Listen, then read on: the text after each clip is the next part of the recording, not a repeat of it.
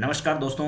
राजस्थान के सूजसी बुलेटिन के Rajasthan current affairs की इस क्लास में मैं आप सभी का हार्दिक स्वागत और अभिनंदन करता हूं। आप सबको नमस्कार। बिना किसी देरी के शुरुआत करते हैं। आज हम लोग 2-3 दिन से इसमें बहुत ज़्यादा कुछ था नहीं, तो आज मैं एक साथ आप लोगों को 3 दिन का कवर करा देता हूँ और क्लास बहुत ही अच्छे तरीके से आपके सामने सारा कंटेंट उपलब्ध करवाया जा रहा है। आज हम लोग बातचीत करेंगे इन तीनों बिंदुओं के बारे में। तो आज इस क्लास में राजस्थान करंट अफेयर्स जो है, क्या है जी, राजस्थान करंट अफेयर्स जो विभिन्न परीक्षाओं में पूछा जा सकता है, चाहे वो कोई भी परीक्षा राजस्थान की आयोजित होने वाली हो, उन तमाम तरीके की परीक्षाओं के लिए ये क्लास जो है वो आपके लिए उपयोगी है। और हम लोग चर्चा शुरू करते हैं। सबसे पहली खबर है, राजस्थान 2030 तक $350 बिलियन की अर्थव्यवस्था बनेगा। ये सवाल ईओआरओ की परीक्षा में पूछा गया था और ये आपको सही जवाब देना था, $350 बिलियन। अगला है 11-12 दिसंबर 2025 को राइजिंग राजस्थान पार्टनरशिप कॉन्क्लेव का आयोजन होगा। ये खबर भी बहुत इम्पोर्टेंट है। आने वाले दिसंबर में 11 और 12 दिसंबर 2025 को राइजिंग राजस्थान समिट जो है, इसका पार्टनरशिप कॉन्क्लेव का आयोजन किया जाएगा। राइजिंग राजस्थान पार्टनरशिप कॉन्क्लेव का अब की बार जो है वो राजस्थान राइजिंग समिट का आयोजन किया गया था। और राजस्थान में जो राजस्थान दिवस पर कार्यक्रम हो रहे थे, उसमें 31 मार्च को राजस्थान में राज्य स्तरीय निवेश उत्सव का आयोजन राइजिंग राजस्थान इम्पैक्ट 1.0 थीम के साथ 31 मार्च 2025 को जयपुर में शुरू किया गया।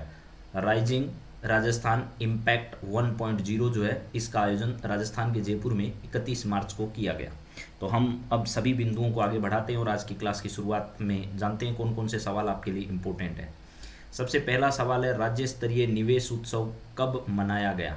तो राज्य स्तरीय निवेश उत्सव आपको अभी अभी बताया है कि 31 तारीख को, 31 मार्च को मनाया गया। 2025 था उस दिन। और कहाँ पर हुआ इसका आयोजन, तो जयपुर में जो है वो इसका क्या किया गया, आयोजन किया गया। तो यहाँ पर 31 मार्च 2025 को इसका आयोजन जो है वो किया गया। कहाँ पर हुआ, अगर ये पूछा जाए तो आप जयपुर जगह बताओगे। रीको और उद्योग परिसंघ जो है, इन सब के तत्वावधान में इसका आयोजन किया गया। यहाँ पर आप लोग देख सकते हो, रिको जो है इसका भी इसमें योगदान रहा। राजस्थान के मुख्य सचिव सुधांश पंत, राजस्थान के मुख्यमंत्री और राजस्थान के युवा एवं खेल मामलों के मंत्रालय के मंत्री भी उपस्थित रहे। इसके बाद अगला सवाल है कि भाई 31 मार्च 2025 को राज्य स्तरीय निवेश उत्सव का आयोजन कहाँ पर हुआ। तो ये भी मैंने बता दिया, राजस्थान के जयपुर में इसका आयोजन किया गया। राज्य स्तरीय निवेश उत्सव 2025 का आयोजन 31 मार्च 2025 को जयपुर में किया गया, जिसकी थीम क्या रखी गई थी। तो अभी अभी मैंने थीम बताई है, राइजिंग राजस्थान नहीं है, शाइनिंग राजस्थान भी नहीं है, राइजिंग राजस्थान इम्पैक्ट 1.0 जो है, इस थीम के साथ इस कार्यक्रम का क्या किया गया, आयोजन। तो राज्य स्तरीय निवेश उत्सव 2025 का आयोजन 31 मार्च 2025 को जयपुर में जो है वो किया गया, जिसकी थीम क्या रखी गई थी, जिसकी थीम रखी गई थी राइजिंग राजस्थान इम्पैक्ट 1.0। इसके बाद अगर बातचीत करें हम, तो है वो कि Rajasthan rising Rajasthan partnership conclave जो है, इसका आयोजन कब किया गया। तो इसका आयोजन कब किया जाएगा है, कब किया जाएगा, तो 11 और 12 दिसंबर, 11 और 12 दिसंबर जो है 2025 को इसका क्या किया जाएगा, आयोजन। 11-12 दिसंबर 2025 को इसका आयोजन किया जाना है। राइजिंग राजस्थान पार्टनरशिप कॉन्क्लेव जो है, इसका आयोजन होगा। 11-12 नवंबर 2025 नहीं है, अक्टूबर भी नहीं है। तो याद करना बहुत इंपॉर्टेंट सवाल है। यहाँ पर लिखा है, राजस्थान के मुख्यमंत्री की घोषणा के अनुसार राजस्थान वर्ष 2030 तक कितनी बड़ी अर्थव्यवस्था बनने का लक्ष्य रखा गया है। तो $200 बिलियन नहीं, $250 बिलियन भी नहीं, $300 बिलियन भी नहीं, $350 बिलियन की अर्थव्यवस्था जो है वो राजस्थान बनेगी। यही सवाल आपसे पूछा गया था ईओआरओ 2025, यानी ये 25 में एग्जाम हुआ है, लेकिन वैकेंसी तो आप सब लोग जानते हैं। विक्रम संवत 2006 को, यानी 30 मार्च और 1949 को वृहद राजस्थान का उद्घाटन किसके द्वारा किया गया। पंडित जवाहरलाल नेहरू के द्वारा, जी नहीं। सरदार पटेल के द्वारा, जी हाँ, सरदार पटेल के द्वारा इसका उद्घाटन किया गया। राजेंद्र प्रसाद, नन भी नहीं। तो यहाँ पर वृहद राजस्थान जो है, ये जब हमारा राजस्थान बनकर तैयार हुआ, उस समय वृहद राजस्थान 30 मार्च को विक्रम संवत जो है, चैत्र शुक्ल प्रतिपदा थी उस दिन, क्या थी, चैत्र शुक्ल और प्रतिपदा जो है, प्रतिपदा, ये आपको ध्यान रखनी है। इस दिन राजस्थान का जो है वो वृद्ध राजस्थान का उद्घाटन किया गया। राजस्थान दिवस के अवसर पर राज्य स्तरीय संस्कृति कार्यक्रम का आयोजन कहाँ किया गया? सांस्कृतिक कार्यक्रम जो है इसका आयोजन कहाँ किया गया? तो इसका आयोजन राजस्थान के जयपुर में, जो हमारा अल्बर्ट हॉल है उसके सामने किया गया। तो यहाँ जयपुर इसका राइट आंसर। हालांकि जोधपुर में भी कार्यक्रम आयोजित हुआ, लेकिन राज्य स्तरीय कार्यक्रम जो है वो जयपुर में आयोजित हुआ। और गणगौर का उत्सव आप लोग सब जानते होंगे। गणगौर जो है पिछली क्लास में एक ऑप्शन की वजह से जो है थोड़ा गलत हो गया था, आप थोड़ा मुझे क्षमा प्रार्थी करेंगे क्योंकि वो गलती से लिखा गया। यहाँ पर चैत्र शुक्ला तृतीया, चैत्र शुक्ल तृतीया। और हालांकि ये सवाल पिछली आरएस भर्ती में भी आया हुआ है। किसमें? आरएस में भी आया। इससे पहले जो प्री हुआ था उस प्री एग्जाम में ये सवाल पूछा गया था। तो यहाँ ध्यान रख लेना है। गणगौर की शाही परंपरा राजस्थान की है, जो लोक संस्कृति आस्था का प्रतीक है। गणगौर माता की सवारी जो है वो शान से नगर परिक्रमा के लिए निकाली गई। ये गणगौर जो है वो शिव और पार्वती का प्रतीक माना जाता है राजस्थान में। और राजस्थान के यहाँ पर देखिए ये जो दरवाज़ा है राजस्थान का, हालांकि दरवाज़ा बंद रहता है। यहाँ पर पास में ईसर लाट नाम की जो है उसको भी आपको ध्यान रखना है। तो गणगौरी गेट के नाम से भी इसे जाना जाता है। हालांकि गणगौर की सवारी जब निकलती है तो पूरे जयपुर में बड़ा उत्सव रहता है उस समय। तो ये सब आपको बात ध्यान रखनी है। अगली बातचीत हम करें तो राजस्थान लॉजिस्टिक नीति 2025, राजस्थान डेटा सेंटर नीति 2025, राजस्थान वस्त्र एवं परिधान नीति 2025 जो है इसका विमोचन भी कब किया गया? 31 मार्च को किया गया। 31 मार्च 2025 को किया गया। और इसी समय जो इन्वेस्टर इंटरफेस है इसके मोबाइल ऐप का भी क्या किया गया? उद्घाटन किया गया, ताकि निवेशक जो है वो मोबाइल ऐप के माध्यम से ही अपने प्रस्तावों के क्रियान्वयन की पूरी जानकारी ले सकते हैं। और राजस्थान लॉजिस्टिक नीति, डाटा सेंटर नीति और वस्त्र परिधान नीति जो है 2025, इन तीनों नीतियों का उद्घाटन भी इस समय किया गया। राजस्थान लॉजिस्टिक नीति 2025 का उद्घाटन कब किया गया? तो ये नीति जो है इसका उद्घाटन 23 मार्च को नहीं हुआ, 1 अप्रैल को भी नहीं हुआ, 31 मार्च जो है 31 मार्च 2025 को इस लॉजिस्टिक नीति का क्या किया गया था? उद्घाटन। तो राजस्थान लॉजिस्टिक नीति 2025 का उद्घाटन कब किया गया? 31 मार्च 2025 को इस लॉजिस्टिक नीति का उद्घाटन किया गया।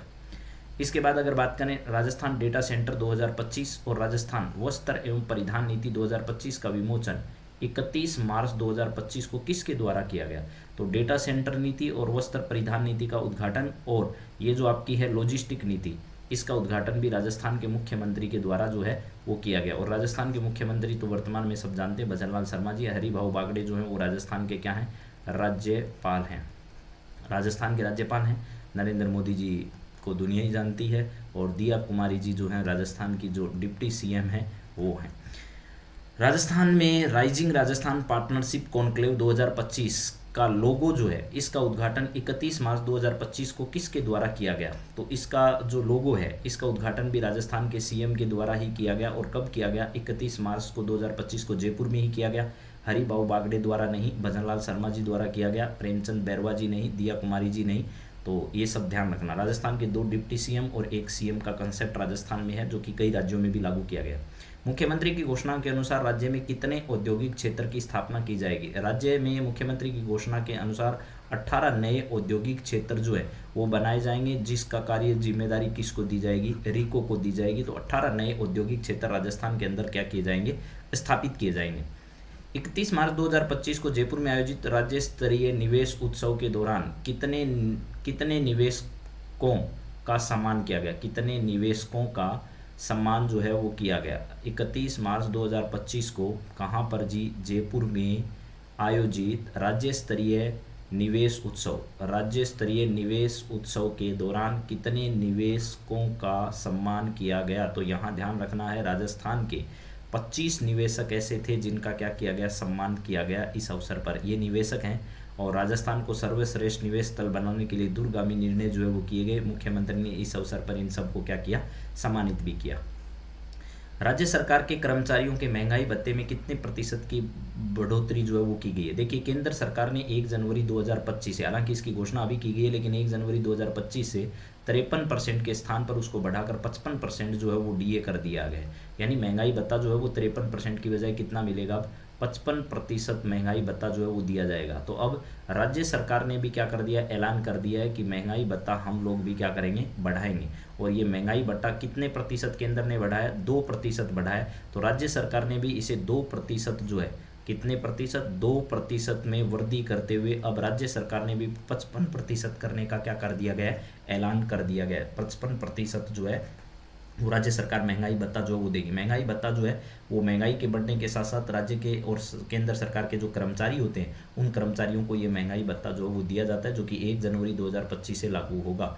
1 जनवरी 2025 से क्या किया जाएगा, उसे लागू किया जाएगा। तो इस बात को भी आपको ध्यान रखना है कि 1 जनवरी 2025 से लागू होने वाले महंगाई भत्ते के बारे में ध्यान रखना। अब राजस्थान इतिहास के मैं प्रत्येक क्लास में आपको 10 सवाल कराने जा रहा हूँ और पहले टॉपिक से मैंने शुरू किया है। पिछली क्लास में हालांकि मैंने मिक्स सवाल रखे थे, लेकिन अब टॉपिक वाइज हम लोग सवाल जो हैं वो आपके सामने रखेंगे। प्रत्येक क्लास के लास्ट में 10 सवाल आपको मिलेंगे और अलग से भी आपको कई चीज़ें जो है वो बताइए पहले, उस पर भी काम किया जा रहा है। देखिए पहला सवाल है राजस्थान की सभ्यताओं से रिलेटेड, ठीक है, किससे है, सभ्यताएं। सभ्यताओं से संबंधित टॉपिक कवर हो जाएगा तो उसके बाद आगे बात करेंगे। कालीबंगा सभ्यता किस नदी के किनारे पर क्या है, स्थित है? आपको पता होगा कालीबंगा राजस्थान में एक जिला है जिसका नाम क्या है, हनुमानगढ़। हनुमानगढ़, इस हनुमानगढ़ जिले में और कालीबंगा सभ्यता के अवशेष जो है वो हमको प्राप्त होते हैं और यहाँ पर जो नदी है उस नदी का नाम क्या है, घग्गर है। हालांकि अधिकांश जगह ये नदी विलुप्त प्राय नज़र आती है, लेकिन उसके बावजूद भी राजस्थान के हनुमानगढ़ जिले में इसके प्रमाण अभी भी हैं। तो यहाँ पर जो है वो घग्गर नदी है और यहाँ पर हनुमानगढ़ में ही, हनुमानगढ़ जिले में ही कालीबंगा सभ्यता के लिए बाकायदा एक क्या बना रखा है, एक म्यूजियम भी बना रखा है। राजस्थान में ताम्रयुगीन सभ्यताओं का प्रमुख केंद्र कौन सा है? तो यहाँ पर आप सब जानते हैं राजस्थान में ताम्रयुगीन सभ्यता का प्रमुख केंद्र कौन सा है। तो राजस्थान में आहड़, बालाथर और गिलुंड, ये तीनों की तीनों सभ्यताएं जो है वो ताम्रयुगीन सभ्यताएं हैं। ध्यान रखना, आपको पता होगा राजस्थान के इतिहास को ही नहीं, भारत के इतिहास को अगर देखा जाए तो पाषाण काल से लेकर के आप लोग अगर पढ़ते हैं तो अलग अलग समय में अगर बातचीत करी जाए तो लोहे युगीन, ताम्रयुगीन ऐसी सभ्यताएं हैं, ठीक है, यानी जहाँ से तांबे के प्रमाण जो है वो प्राप्त होते हैं। तो ऐसे राजस्थान में आहड़, बालाथल और गिलुंड, ये तीनों सभ्यताएं जो हैं इनको आपको ध्यान रखना, ये ताम्रयुगीन सभ्यताएं राजस्थान में हैं। आहड़ सभ्यता को अन्य किस नाम से जाना जाता है? आहड़ सभ्यता जो है इसको अन्य किस नाम से जाना जाता है? तो आपको बताया ताम्रयुगीन सभ्यता जो है यही है, कौन सी, आहड़। आहड़ को भी ताम्रयुगीन सभ्यता के नाम से जाना जाता है। गणेश्वर सभ्यता के लोग मुख्य रूप से किस धातु का उपयोग करते थे? तो गणेश्वर है वो भी तांबे युगीन सभ्यता है, ऐसा आपको ध्यान रखना है। तांबा जो है इस सभ्यता के मुख्य लोग जो वो तांबे का प्रयोग करते थे। धोलावीरा का संबंध किस संस्कृति से था? धोलावीरा संस्कृति गुप्तकालीन सभ्यता नहीं, मौर्यकालीन नहीं, वैदिक कालीन नहीं, सिंधु घाटी सभ्यता जो है धोलावीरा। धोलावीरा कहाँ पर है जी? गुजरात का धोलावीरा आप सब लोगों को याद होगा। राजस्थान के किस पुरास्थल से पकी हुई ईंटों से बने जल निकासी जो है, जल निकासी प्रणाली यानी नाली जिसको अपन लोग कहते हैं, ये पकी हुई ईंटों की बनी हुई राजस्थान में कहाँ से मिली है? तो ये कालीबंगा है, तिलवाड़ा है, गणेश्वर है। तो मेरे हिसाब से आप सब लोग जानते हैं कि राजस्थान में पकी हुई ईंटों के प्रमाण जो हैं वो कहाँ से बने हैं? तो कालीबंगा से। ताम्रयुगीन स्थलों की खुदाई सर्वप्रथम किस स्थान से शुरू हुई थी? ताम्रयुगीन जो स्थल हैं उनकी खुदाई सर्वप्रथम किस स्थान से शुरू हुई थी, ऐसा आपको बताना है। तो यहाँ है गिलुंड, आहड़, कालीबंगा और बालाथल। तो एकदम आसान सा सवाल है ये। तो ताम्रयुगीन सभ्यता जो है इनकी खुदाई जो है वो आहड़ से क्या हो गई थी, आरंभ हो गई थी। कालीबंगा में पहली बार हल चलाने का प्रमाण जो है किन के द्वारा खोजा गया था? तो बी के थापर जो थे, क्या थे, बी के थापर, इनके द्वारा पहली बार इसके प्रमाण जो है वो क्या किए गए थे, हल चलाने के प्रमाण राजस्थान में कालीबंगा से क्या होते हैं, प्राप्त होते हैं। तो यहाँ पर बी के थापर आपका सही जवाब है। गणेश्वर सभ्यता मुख्य रूप से राजस्थान के किस जिले में पाई गई? तो राजस्थान का एक जिला है जिसका नाम क्या है, सीकर या झुंझुनू। तो गणेश्वर जो सभ्यता है वो राजस्थान के कौन से जिले में? गणेश्वर सभ्यता राजस्थान के किस जिले से संबंधित है? तो बच्चा बच्चा राजस्थान में जानता है कि नागौर से इसका कोई संबंध नहीं है, अलवर से इसका कोई संबंध नहीं है। और गणेश्वर सभ्यता जो वो इन ताम्रयुगीन सभ्यताओं की जननी के रूप में भी आप लोग जानते होंगे मेरे हिसाब से। राजस्थान में एक नदी है, उस नदी के किनारे कांतली नदी जो है, इस गणेश्वर सभ्यता के प्रमाण मिलते हैं। तो अब आपके हिसाब से पूरा सवाल कवर हो गया। चलिए अगली बात करते हैं, बालाथल सभ्यता के अवशेष किस जिले में? तो राजस्थान का एक जिला जो है वो उदयपुर या उदयपुर, ठीक है। तो बालाथल सभ्यता जो है दिए गए में ये 3 जो है इससे किसी भी प्रकार से संबंधित नहीं है। तो अब आपको सारी बात समझ आ गई होगी। हालांकि दिए गए ऑप्शन के आधार पर भी हम लोग बात कर रहे हैं। और राजस्थान का एक ज़िला है भीलवाड़ा, वहाँ पर आपको किस सभ्यता के प्रमाण मिलते हैं ये भी ज़रूर बताइएगा। तो चलिए अगली क्लास में आप लोगों से फिर मुलाकात करेंगे। तब तक आप इन सब सवालों को थोड़ा देख लीजिएगा। आप सबका बहुत बहुत धन्यवाद इस क्लास से जुड़ने के लिए। सारी जानकारियाँ मैंने आपके सामने रख दी है, अब आप इसको तैयार करिए अच्छे से। Thank you, have a nice day.